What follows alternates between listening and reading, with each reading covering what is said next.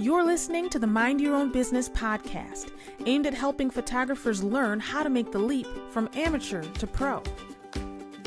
Hello and welcome to the Mind Your Own Business podcast, a joint effort brought to you by Photofocus and ClickCon University.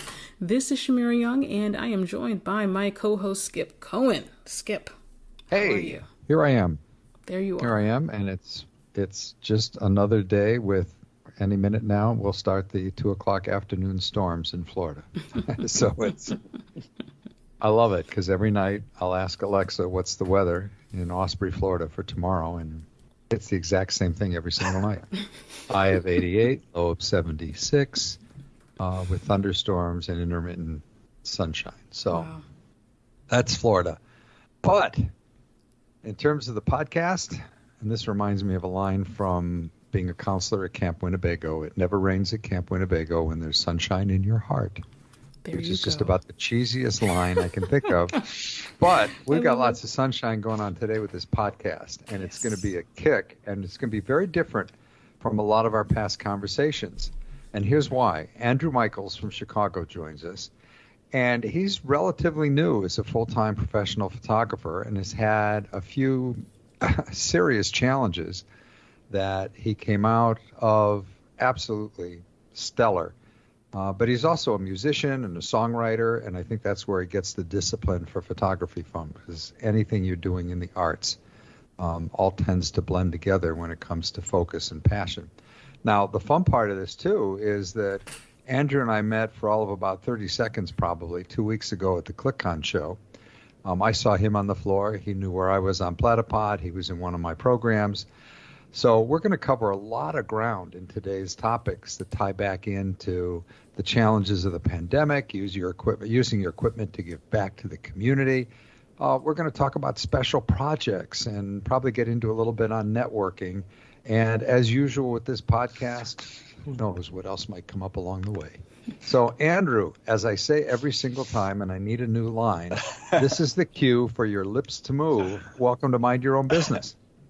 Thanks, Skip. It's good to be here. And just to comment on the weather, it's a typical day in Chicago where we will see every spectrum of the weather forecast from sunny to rain, thunderstorm, tornado, and then back to sunny before it gets dark again. So, and if we were 1 month later, there'd be snow in the forecast. There you go. Because we go from 70 to 32 with snow flurries. Sounds like Michigan. It's Chicago. And it's just been getting crazier and crazier by the year. So we're ready for it. Very cool. Very cool. Well, Andrew, we were pumped to have you on the show, and Skip gave some very interesting tidbits about you and your background. He touched on you being a musician, a songwriter, and now we're going to be talking about photography. Can you fill in the holes? Tell us about your background and how you ended up doing what you're doing today as a photographer. Yeah, it's definitely an interesting story to tell. It's definitely not easy to sum up, but basically, I spent my entire, I'd say, from like third grade all the way through college, just really dabbling in different instruments, starting with violin, cello, trumpet, things like that in like grade school. And in about, I'd say 7th or 8th grade, my best friend was over and I was just jamming on the piano to this song, Changes by Tupac. If you know it, you know it. That's a good song. It is. And he was like, dude, that's awesome. I'm going to bring my drum kit over. So we really quickly became very serious about just jamming and slowly starting to like send music to each other and write our own songs. And fast forward to college, we actually put together a band that I like to call micro famous, because we were full-time students, but every now and then, like, we'd walk on campus and see someone like wearing our t-shirt or like things like that kind of, to me, were indicators of like, oh, we might have something beyond what like, a bunch of other random people might have, playing in their garage or whatever. So for me, it was something that I really believed in. And I was, especially senior year, I kind of was like mentally prepared to give it a full push and see what we could do before we graduate, with the goal being like get signed or something like that would give all 5 of us a reason not to get real jobs, quote unquote. And so to fast forward, basically, I spent a couple years, after the band fizzled away with graduation, I spent a couple years trying to get my own thing going, only to realize that, it's not something that I'm going to be able to do at least anytime soon. And this is sort of the part where Skip actually knows a little bit about is, I have songs that have been in the works for months and years.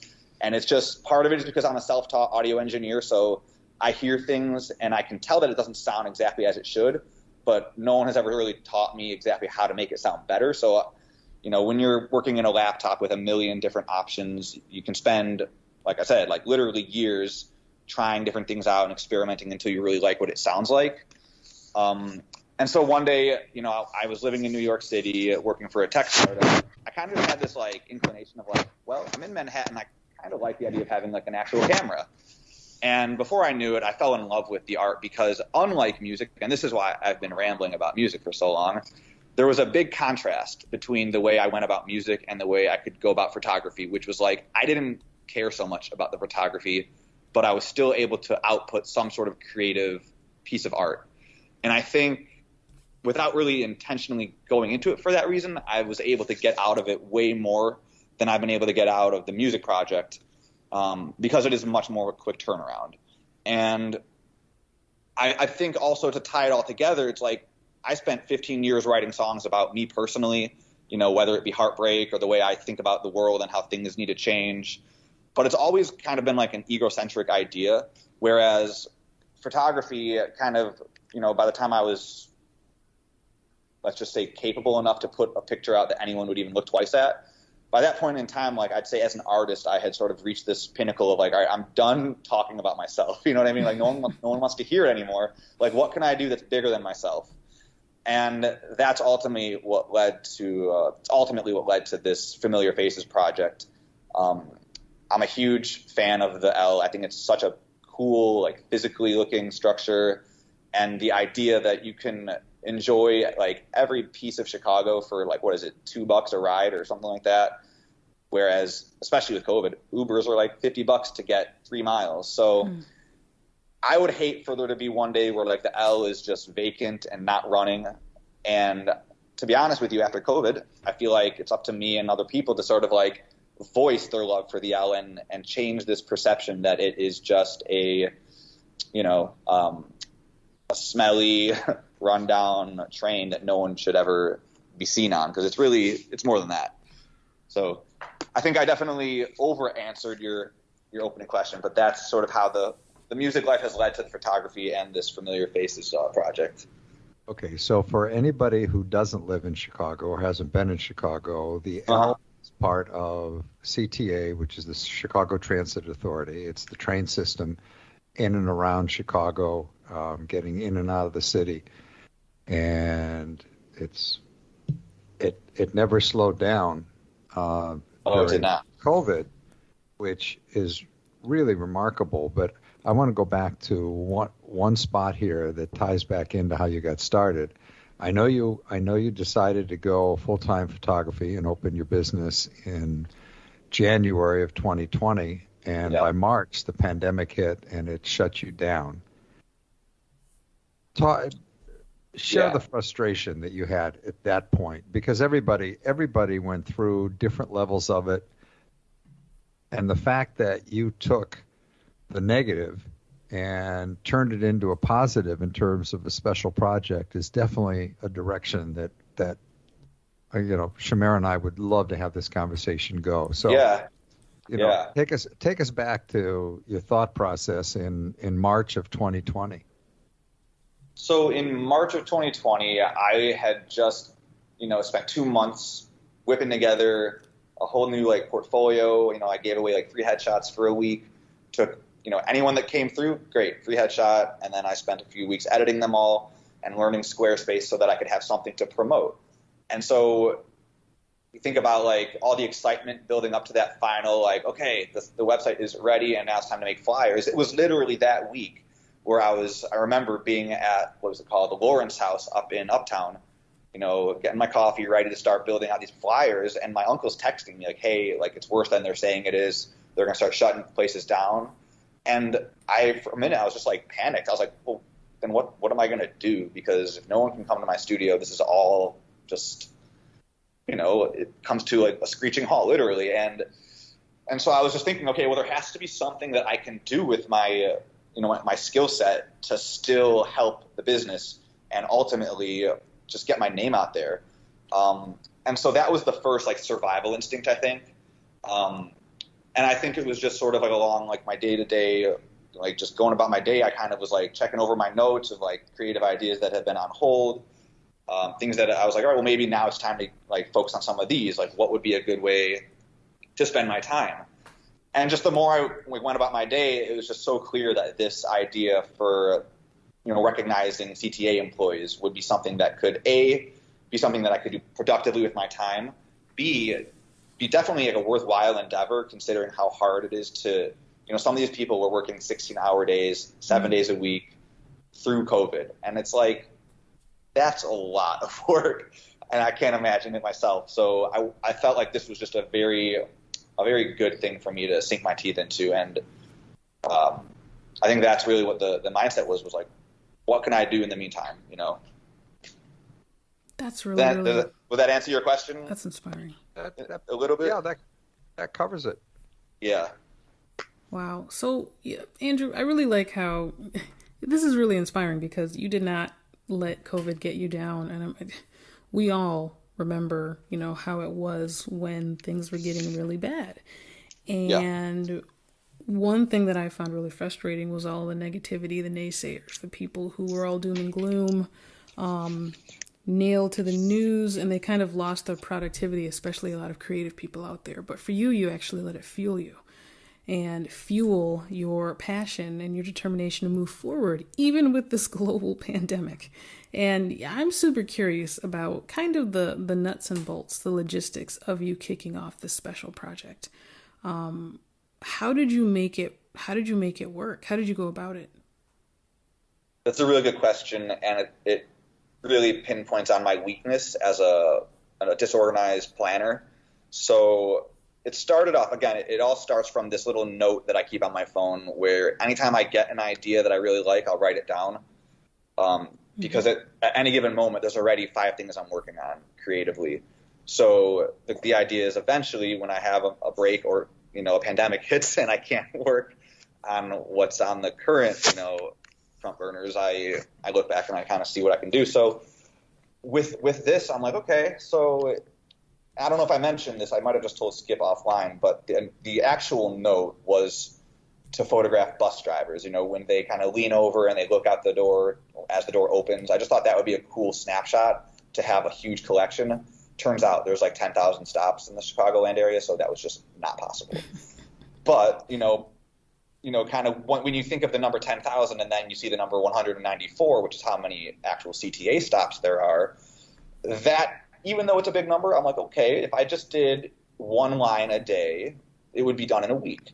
So I just kind of took it from that angle. And, day one, I think it was like April 7th of 2020, my heart was racing. I cannot explain to you the excitement and nervousness I had because it's not like I had spoken to anybody, and there would be no way to say to this operator as they're pulling into the station, like, you guys hear how much I can ramble about anything at this given moment. How would I quickly boil into like a 1-sentence thing what I'm trying to do before they have to take off and go to the next stop because they're on like their schedule, So first the approach was just, okay, get into a position and try your best to get a shot of this person as they peep out the window for a quick second to like, how they like, for anyone that doesn't ride the L, every time the train pulls into the station, the operator, which is otherwise known as the conductor, but they're very adamant on being called operators. The operator of the train will peek out the window and look down the line just to make sure everyone's on and off. So there's this moment as a photographer that you're guaranteed to see their face. And with the masks and everything, I thought that might add a cool effect that kind of hinted at the time that this was all done. So back to the process is like, I'm just going to line up against the train and do my best to get a shot of them. Lo and behold, the very first operator, I couldn't have asked for a more like reassuring signal from the universe.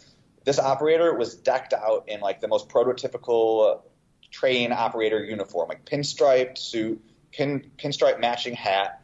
And he just had this look of like, hell yeah, dude, like take my picture. And so the moment that happened, I was like, okay, this is definitely something I should be doing.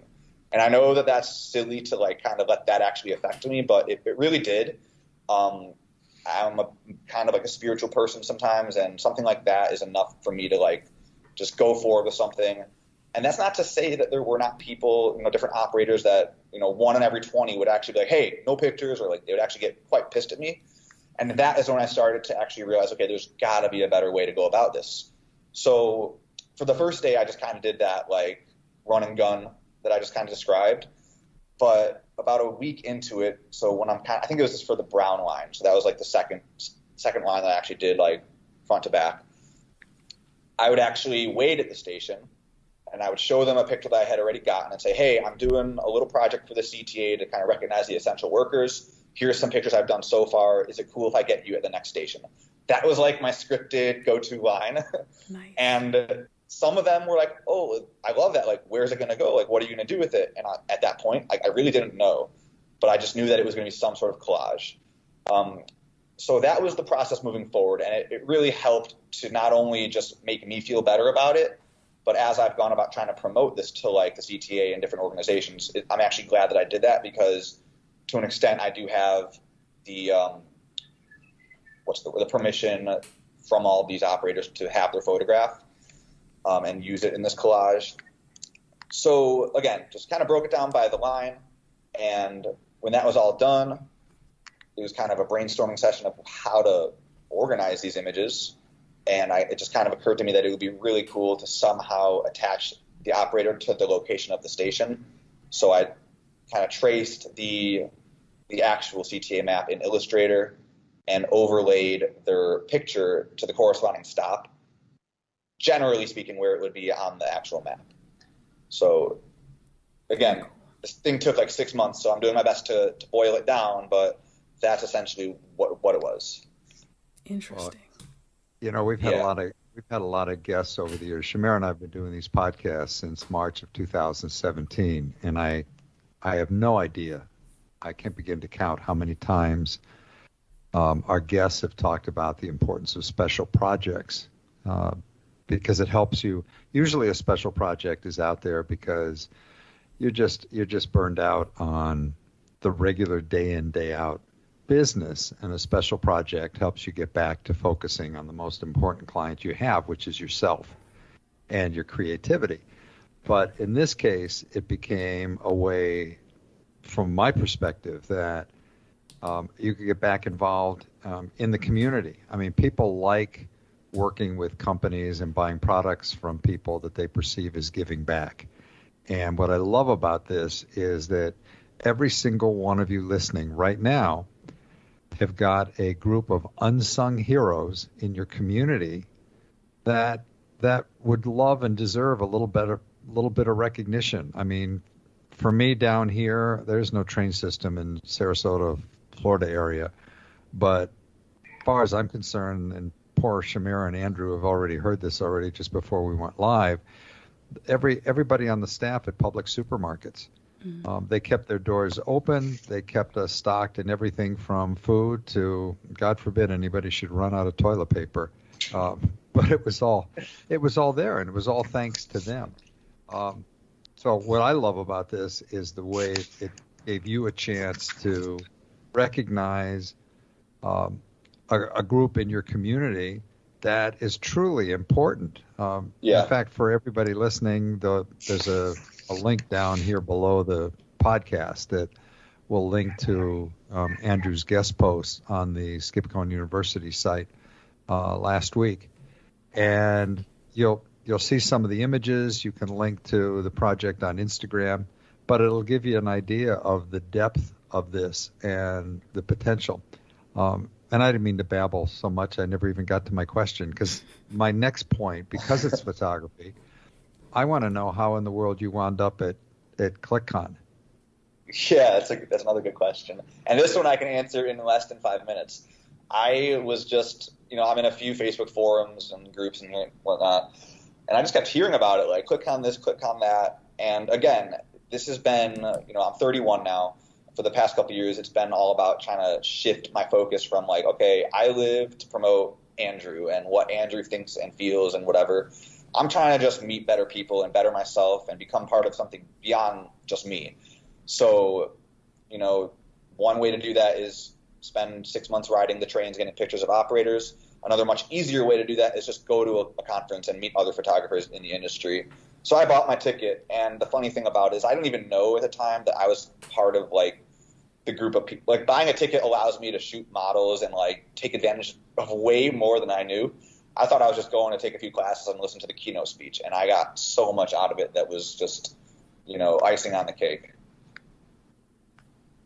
Am I right that you bought your ticket like 2 or 3 days before ClickCon even started? Something like that. It might have been like a week, but it was definitely not. I have my ticket for next year already, and I know better now to not book, back to back headshots in the middle of ClickCon days. Like next year, ClickCon week is going to be just for that, and I hope to even still be able to get, of all the things that ClickCon offers, I'm hoping to get half of it by just clearing my schedule for ClickCon. I think it's a good idea. Yeah.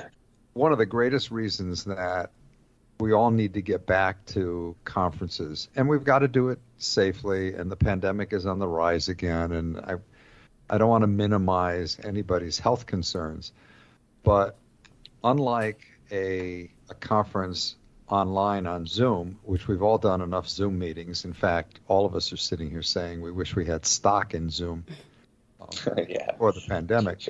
But unlike Zoom, when you're at a live conference, networking is one of the biggest reasons that you want to be there. It is an opportunity to meet other photographers. It is an opportunity to realize that you're not alone in your frustrations.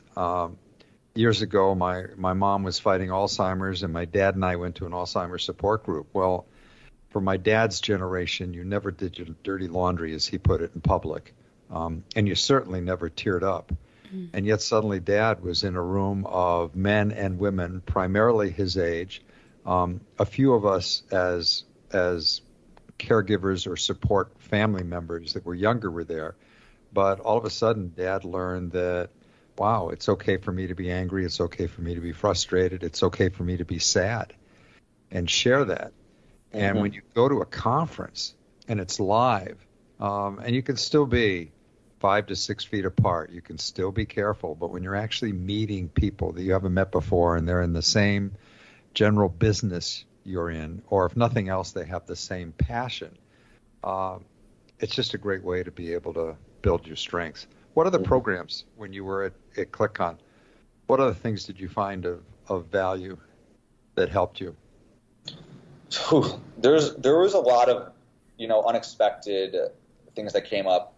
I guess I could first of all say your keynote speech, not to suck up to you, honestly, the thing about the certificate to a third party, that's something that is on my to-do list, because for a long time, I have a marketing background. I used to, work with small businesses, medium-sized businesses on marketing, and I'm of the school of thought that in photography, when you market in certain ways, it just makes you look kind of corny. So I'm still looking for ways to get my name out there, but like tastefully. And one thing that I can't get out of my head of like that I'm so excited to try is like picking out people in the industry where it's like when you have worked with X person, you look a little better, you feel a little better. So thinking of like barbershops, personal trainers, people like that, where I can say, hey, I know it's hard for you to book a new client. When you do, here's something that you can give to them that is totally in line with what they're doing to try and look better, feel better, come book a session for free with me, and like they just pay for anything that they want me to edit, something like that. And that's something that, just by attending that conference and listening to you talk, it's going to take away like 3 weeks of Googling and sifting through YouTube tutorials of marketing, ideas for photography. And that was one of the biggest lessons. The other things that I really liked were, there was one class on building hype, which is kind of along the same lines, but it was from like more of a wedding perspective.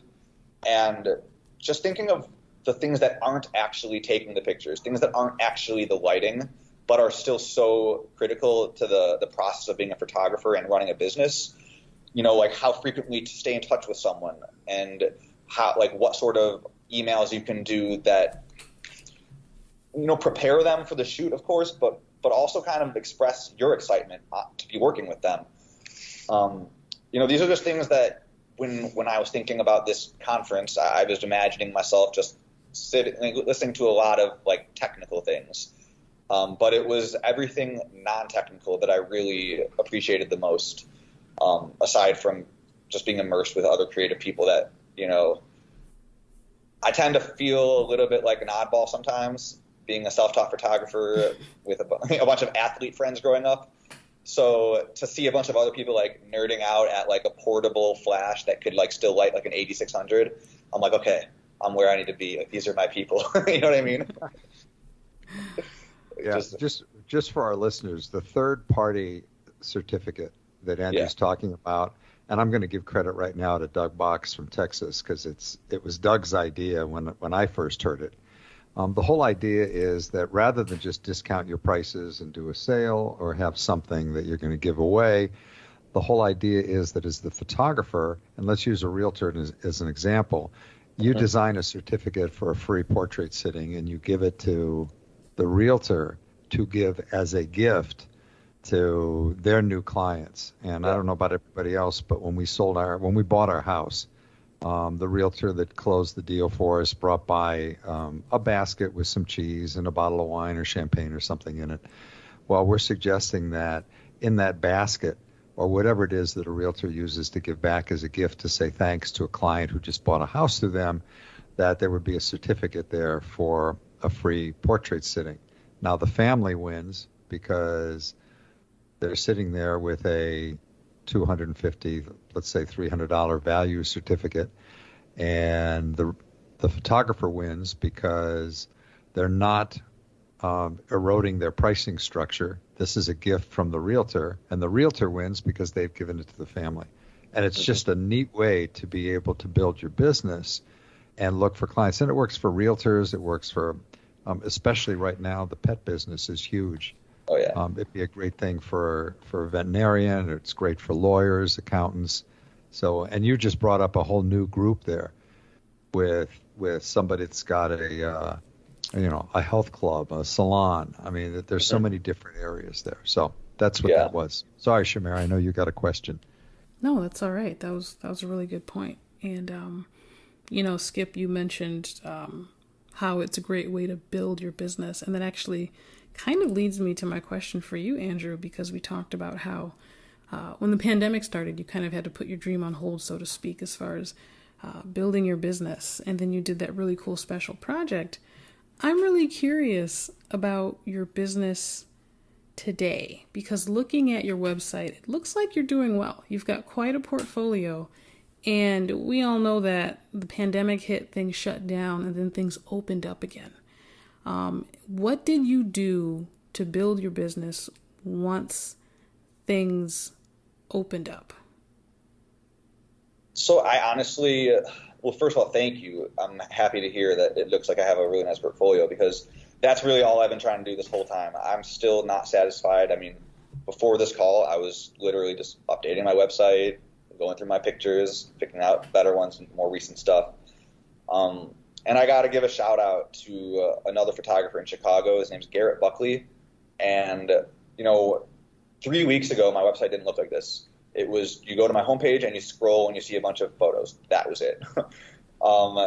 And so I kind of took another look at it and kind of compared with his website, a bunch of other websites that kind of, pop up on Google, like the top search terms.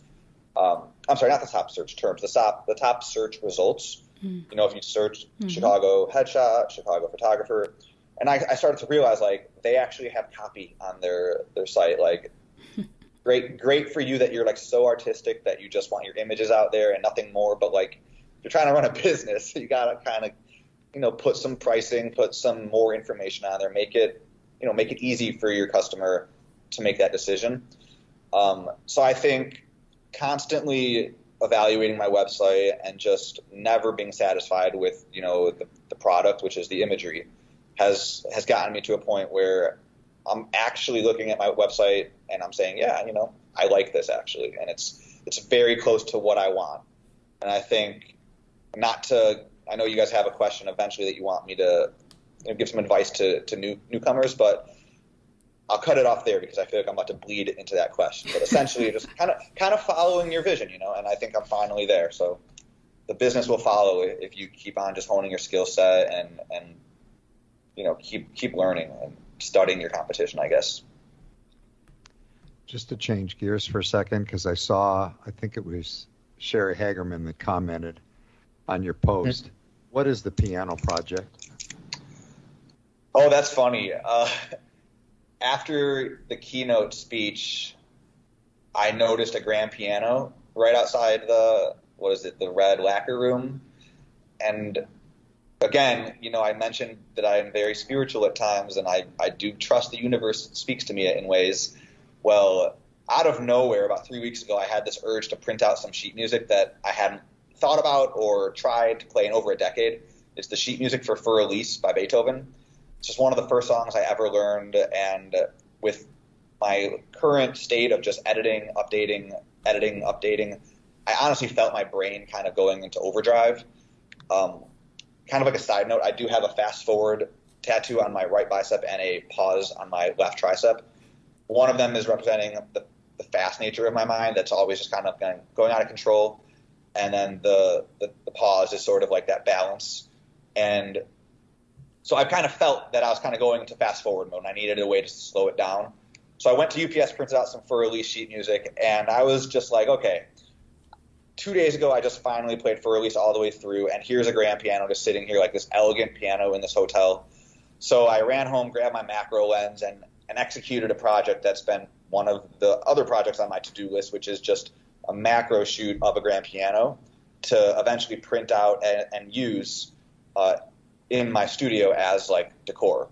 Because if you come to my studio, you will see a record player, you will see a huge guitar amplifier, you'll see guitars. So I'm very much branding myself along the musician background, and I just had to take those pictures. And it was funny because here's this conference where people travel from Texas across.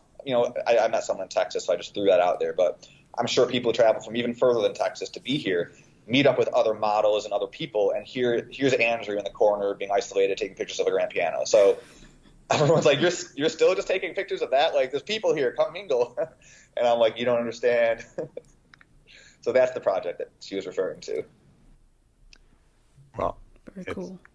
I love the way your brain works. Thank you. I don't know whether this is really a question, but I want to make an observation for everybody listening.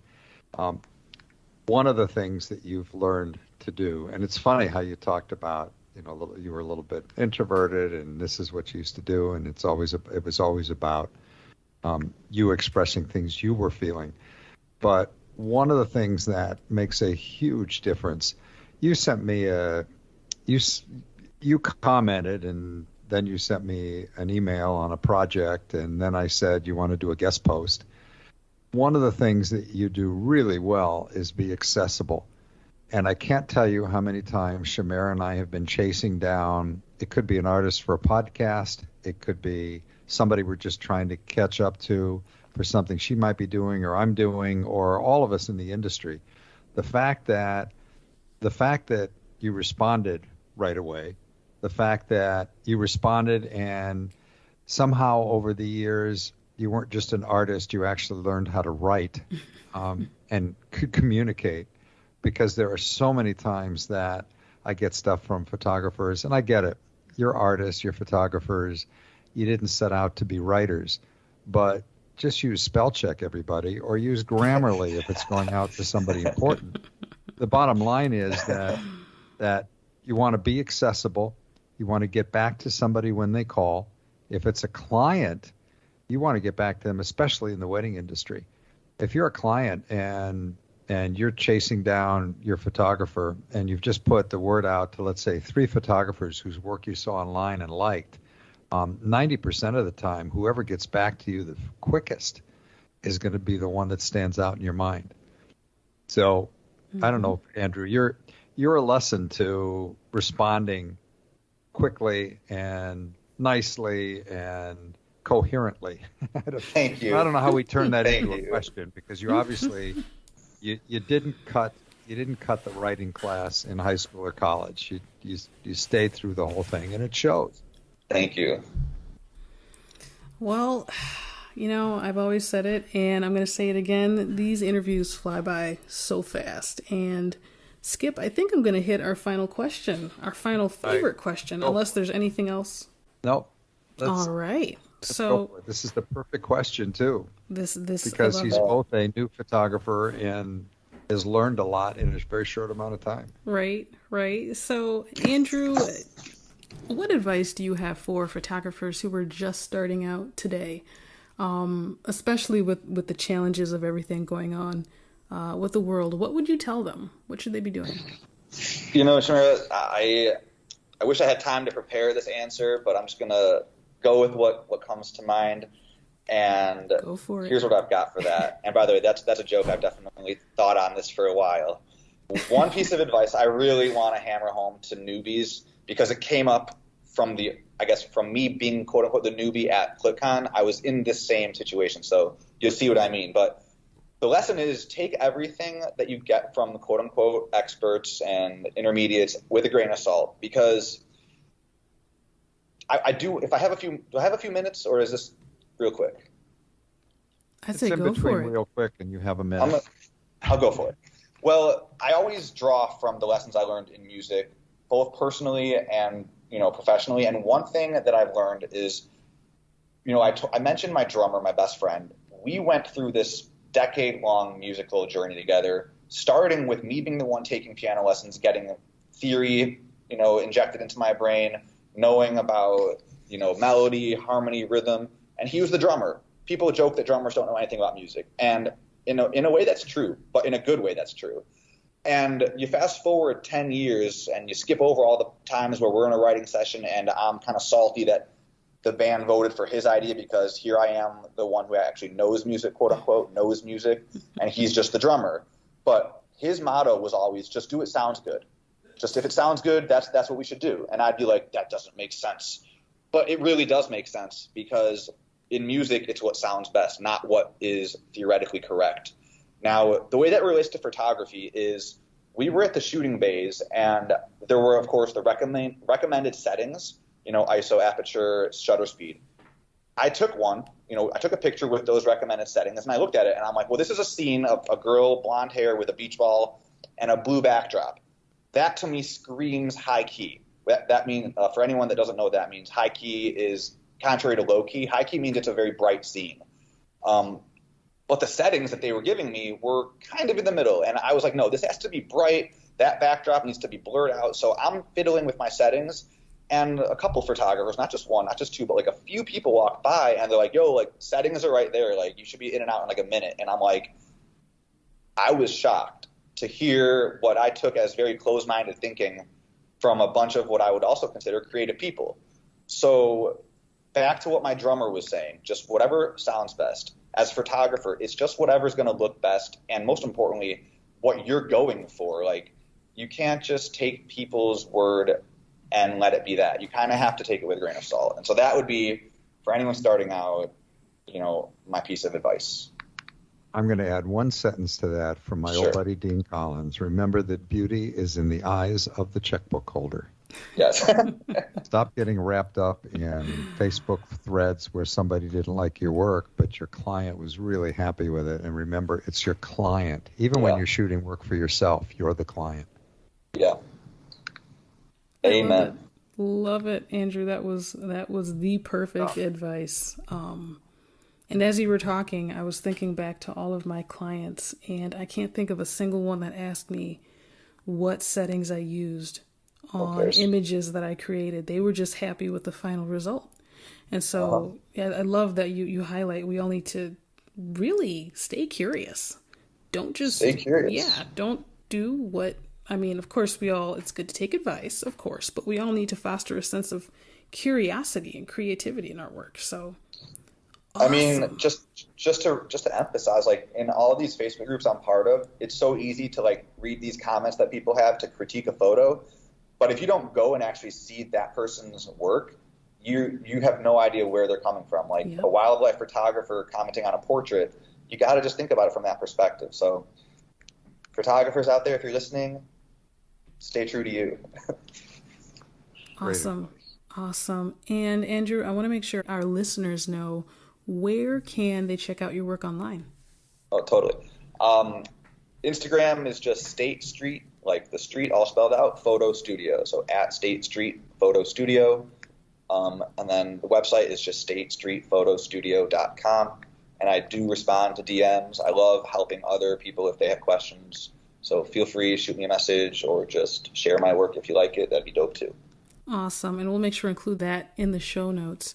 And Skip, where can folks find you online? It's always the same. Everything I write is at skipcohenuniversity.com. My email is skip@mei500.com. On Twitter and Facebook, it's Skip Cohen. Nothing particularly fancy there. And we want to hear from you. So if you've got ideas or guests or topics you'd love to see us explore, send me or Shamira an email. And we'll do our best to tie it in with a future podcast. And Shamira, as I always ask, where do they go to find you? Yes, folks can send me an email at shamira@photofocus.com. That is my first name, CHAMIRA @photofocus.com. As Skip mentioned, we love getting questions, ideas, feedback, because it really does shape how we move forward with the show and the awesome guests that we have on this show. And speaking of awesome, Andrew, this was awesome. Thank you. Great stuff. This was really good. You guys are awesome. Thanks for having me, Shamira, Skip. This was a lot of fun, and let's do it again sometime. Hey, be careful. We might take you up on that. Careful. That'd be cool. Believe it or not. Careful what you wish for. Yeah, right? All right. And we also want to thank our listeners for joining us as well. Please tell your friends about this podcast, especially if they have the burning desire to improve their photography business. We look forward to having you all with us next time on the Mind Your Own Business podcast, brought to you by Photofocus and Skip Cohen University.